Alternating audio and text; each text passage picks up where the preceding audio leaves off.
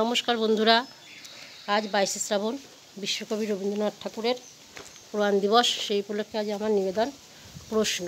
রবীন্দ্রনাথ ঠাকুর: ভগবান, তুমি যুগে যুগে দূত পাঠাইছ বারে বারে দয়াহীন সংসারে। তারা বলে গেল ক্ষমা করো সবে, বলে গেল ভালোবাসো, অন্তর হতে বিদ্বেষ বিষ নাশো।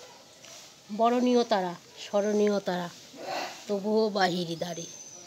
আজি দুর্দিনে ফিরানো তাদের ব্যর্থ নমস্কারে। আমি যে দেখেছি গোপন হিংসা কপট রাত্রি ছায়ে হেনেছে নিঃসহায়।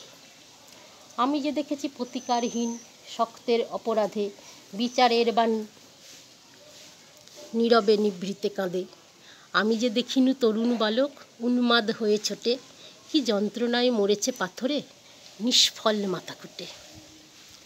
কণ্ঠ আমার রুদ্র আজিকে বাসি সঙ্গীত হারা, অমাবস্যার কারা লুপ্ত করেছে আমার ভুবন দুঃস্বপ্নের তলে।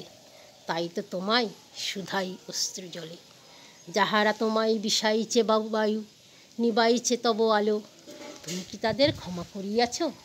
তুমি কি বেসেছ ভালো?